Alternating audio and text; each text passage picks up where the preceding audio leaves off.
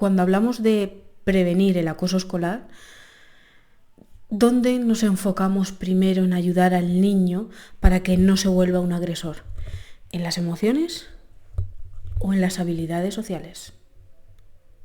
¿Tú qué opinas? Te voy a estar leyendo. Imagínate un árbol, ¿vale? Ese árbol tiene sus raíces, tiene sus ramas. Las emociones son esas raíces y las habilidades sociales son las ramas.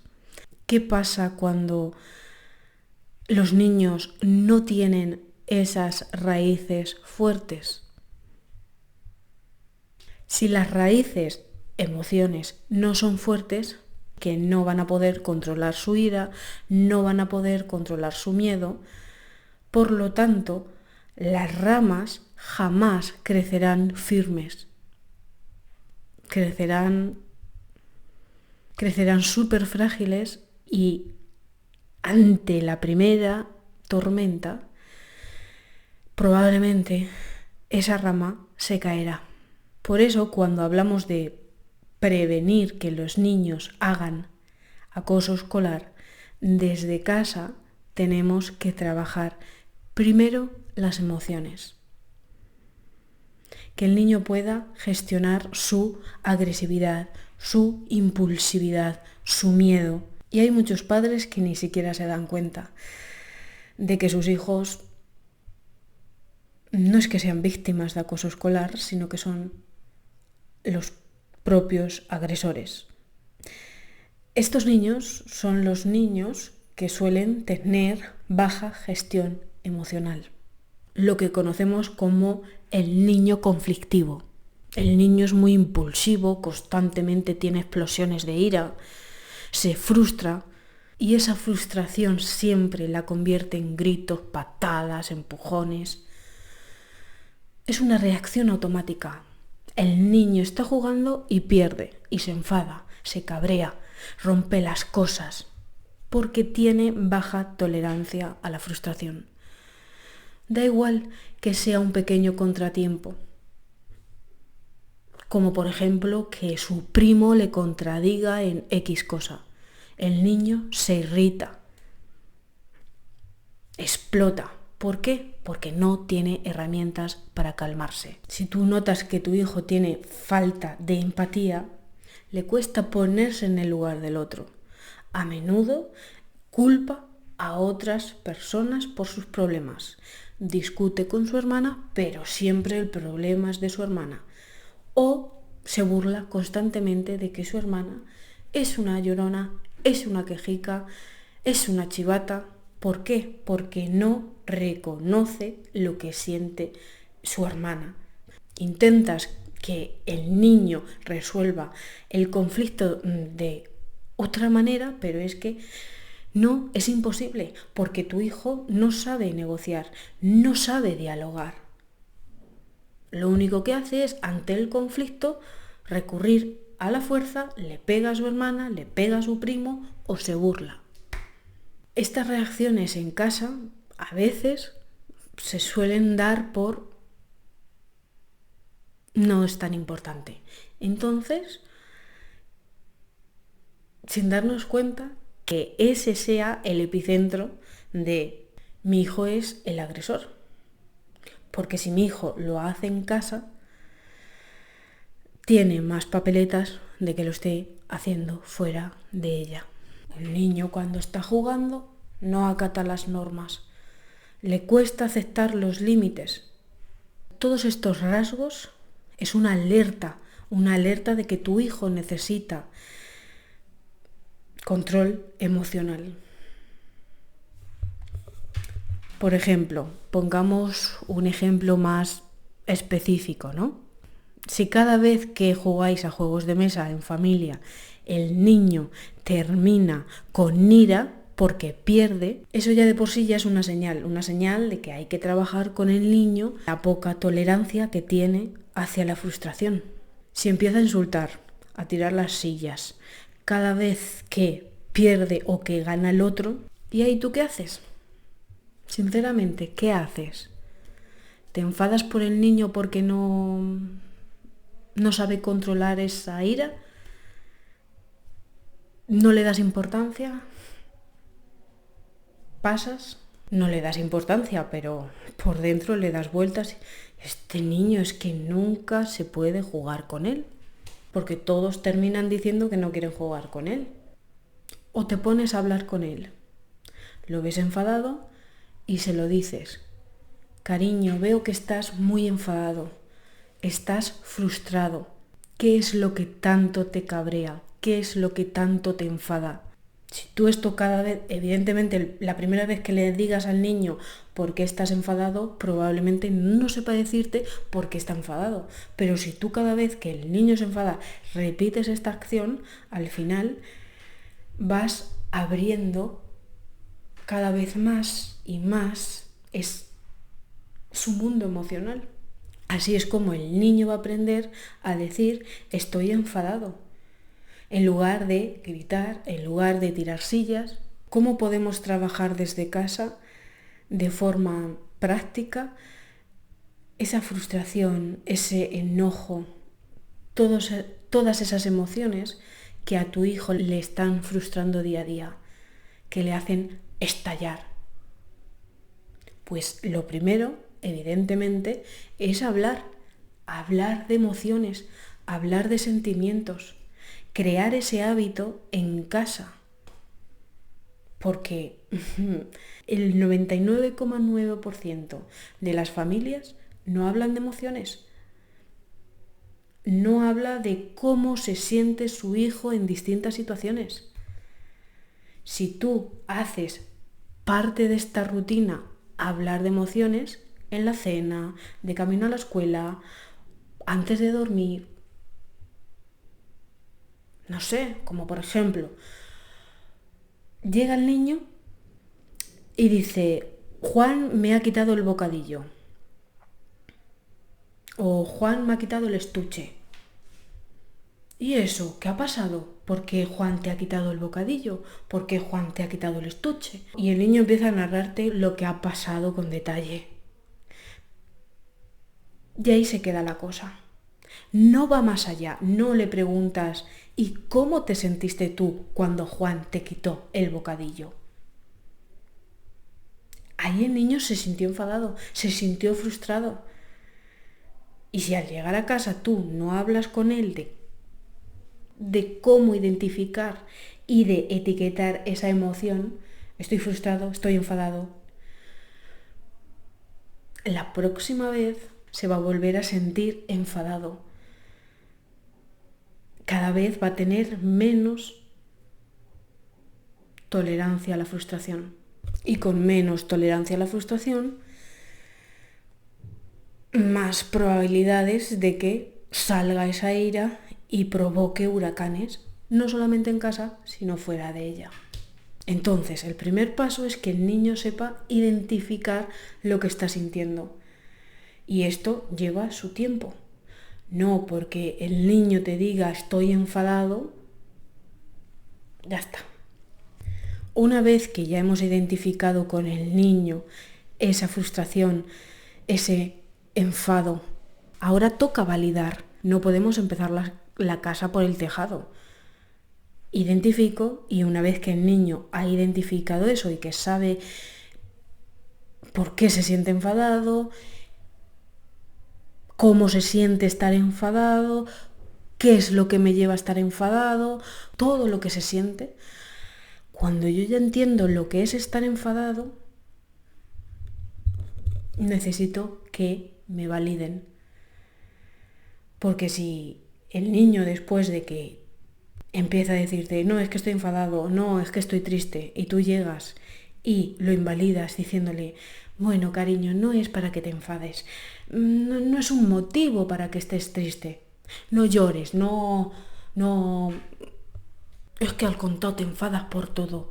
No, porque entonces no sirve de nada que tú valides su emoción si después vas a castigarla, porque eso es un castigo. Si el niño se está abriendo y te está diciendo estoy enfadado, estoy frustrado, la próxima vez que rompa un juguete, va a esconder el juguete, va a echarle las culpas a otra persona, pero ya no te va a mostrar eso que ha pasado. Y todo eso para adentro. Se trata de mirar dentro, no de echarlo todo para adentro. Tu hijo rompe un juguete gritando. Pues en vez de enfadarte, dile, entiendo que estás enfadado, es normal cuando algo nos sale mal. Porque si tú ante su enfado, su frustración, reaccionas con más enfado, ¿qué va a pasar? Que le vas a contagiar, ese enfado se va a enfadar más, ese enfado va a llegar a explosividad y se va a armar, pues, las que se suelen armar en casa. Que no sabes ya cómo contener, cómo detener a ese diablillo con patas, validando sus emociones, para que así después él pueda entender que hay otras formas de expresar sus emociones. Si tú ya has ayudado a tu hijo a identificar esa emoción de enfado, la has validado, ahora sí que puedes utilizar técnicas para que el niño se relaje, como puede ser la respiración profunda, el ejercicio del globo, que el niño se imagine inflando un globo contando hasta 10 con su respiración.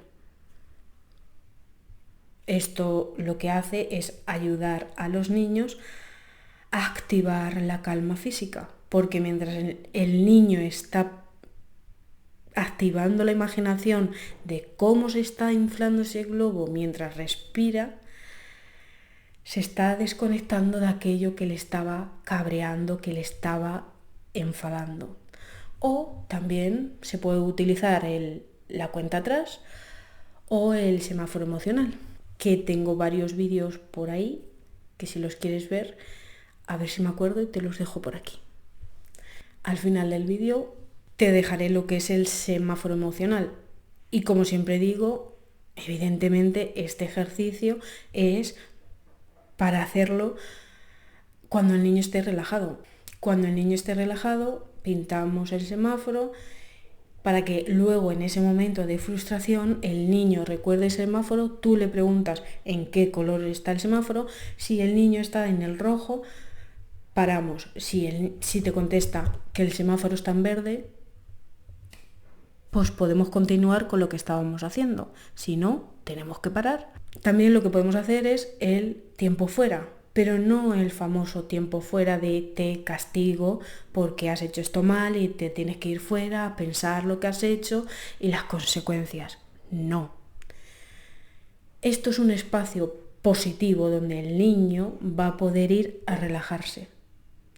Es un rincón que vais a crear porque si tú sabes que tu hijo tiende mucho al enfado, pues créale ese rincón de calma, donde él pueda ir siempre que se sienta muy enfadado, una colchoneta con un peluche y ahí que él vaya a relajarse solo, a calmarse, para después poder seguir haciendo lo que estaba haciendo.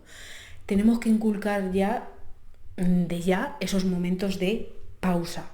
Si yo estoy haciendo algo y siento que estoy muy enfadado, que estoy muy triste, paro y me voy a un sitio a relajarme,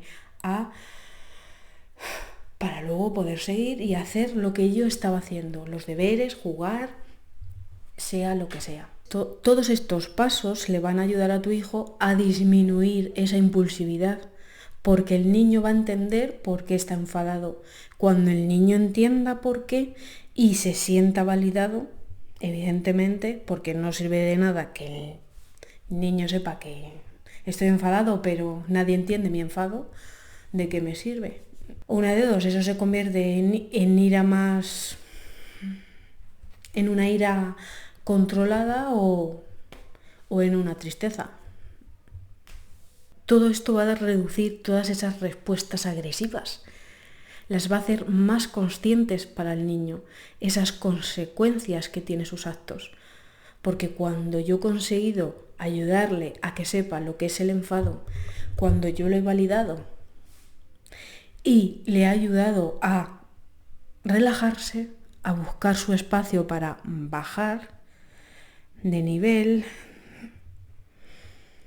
pues ahí es cuando el niño va a poder ver cuáles son las consecuencias de sus actos. El niño no es que sea raro porque en medio del enfado no entienda cuáles son las consecuencias de los actos por haber roto el jarrón de la abuela. No, no es el momento, no es el momento. Y esto hay que tenerlo claro, porque si no, lo que vamos a hacer es frustrar más al niño. Los niños aprenden viendo a los adultos, son esponjas. Entonces, ¿qué podemos hacer? Muestra tú misma cómo gestionas esa frustración. Cada vez que te sientas frustrada porque, yo qué sé, estás cosiendo y no te sale, o no te ha salido la comida, hoy a mamá no le ha salido la comida como quería. Que todos esos pasos que hemos visto antes en tu hijo, también tu hijo vea que tú los estás llevando a cabo. Porque si no, suena incongruente que mi madre me hable a mí de que yo tengo que bajar los decibelios, pero mamá no sabe gestionar esa frustración. Y evidentemente aquí no estamos hablando de que no puedas alterarte nunca, ni frustrarte nunca, ni cansarte nunca. No quiero malos entendidos, por favor. Muchos juegos tienen los niños. Juegos, juguetes, muñecas, muñecos, coches, la tablet.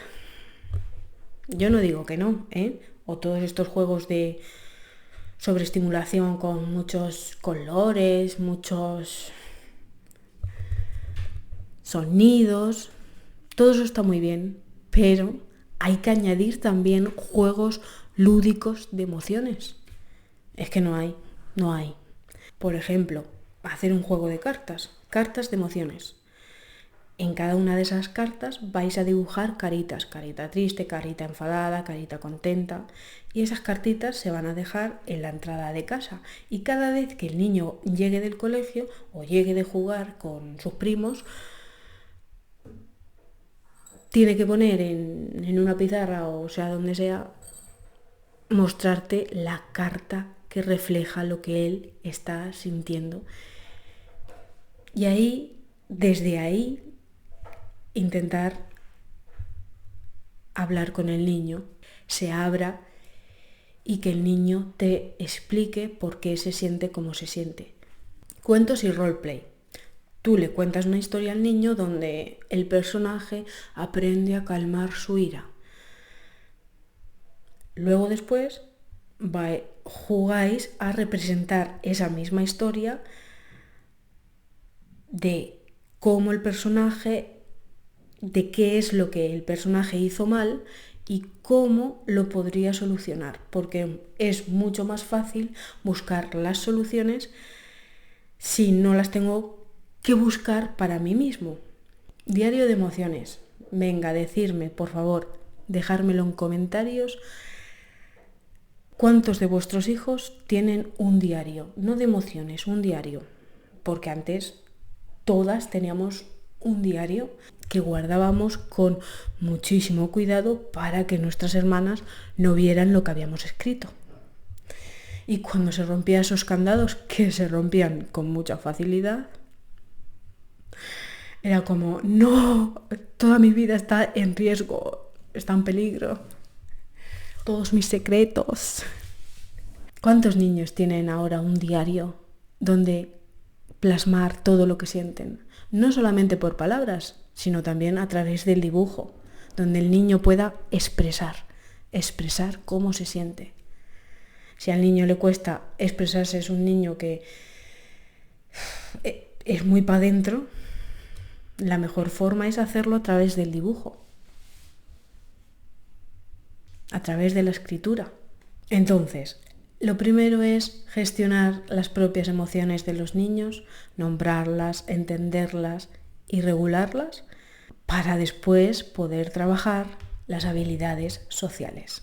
Claro, porque ahora tu hijo pues ya tiene un dominio, domina mejor lo que es el autocontrol, las emociones. Ahora sí que yo puedo pulir esas habilidades sociales. Empatía, asertividad, resolución pacífica de conflictos. Porque claro, si yo me pongo a decirle al niño que entienda al otro cuando ni siquiera sabe lo que es la frustración o por qué él siente frustración, ¿cómo va a entender cómo se siente la otra persona? Es que no, es de cajón. Todo lo que tú ahora le enseñes, como la empatía, las normas, todo esto va a ser más efectivo ahora porque él tiene la base emocional, una base emocional más o menos estable. Ahora el niño sí que puede entender mejor cómo se siente su compañero por haberle quitado el bocadillo. Desde aquí ahora que el niño entiende sus frustraciones, podemos explicarle que al igual que él siente ira, cuando tú le quitas el bocadillo, él siente tristeza, él siente dolor. Tenemos que animarlos a que lo vean desde otra perspectiva, a que se imaginen en el lugar del otro. ¿Cómo te sentirías tú si a ti te quitasen el bocadillo? Así abrimos lo que es la conciencia social, las normas sociales. Una vez que yo he validado las emociones y que el niño se siente comprendido, ahora sí que puedo enseñarle a comunicar sus necesidades sin llegar a lastimar a los demás. Por ejemplo, en vez de decir de malas formas, devuélveme mi lápiz, ahora el niño, como gestiona mejor esa frustración, puedo decirle una forma distinta que al principio evidentemente le va a costar, pero poco a poco lo conseguirá, de decir, por favor, pásame el lápiz cuando termines. Si el niño ya tiene las emociones encauzadas, ahora sí que es momento de decirle que coopere, de que respete al otro, de que sea más solidario con los demás. Es importante que no impongamos lo primero, las habilidades sociales, sin atender las emociones. Es importante, por favor, que lo tengamos en cuenta. No imponer primero que el niño aprenda habilidades sociales sin antes atender sus emociones. Yo no puedo exigirle a mi hijo que respete al otro niño. ¿Por qué? Porque se siente triste, enfadado, cuando ni siquiera mi hijo está entendiendo por qué él se siente como se siente.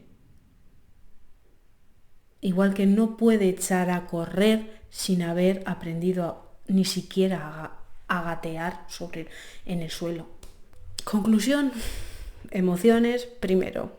No solamente los padres, los educadores tienen que tener esto en cuenta, porque si tú trabajas con niños, no es, venga, tienes que relacionarte más. Sí, pero ¿cómo? ¿Cómo lo hago? La educación emocional es la base que previene el acoso escolar. Si en casa no hay educación emocional, no siempre que vemos a un niño que termina siendo acosador es porque en casa hay un ambiente súper conflictivo. La mayoría de las veces es muchísimo más fácil que todo eso. Y es simplemente que los padres viven analfabetos emocionalmente. Perdónenme la expresión, pero es así. La mayoría de las veces es simplemente, pues eso, familias que no están acostumbradas a hablar de emociones y que simplemente pues van al día a día a vivir. Y luego pues cuando el niño necesita que le ayuden a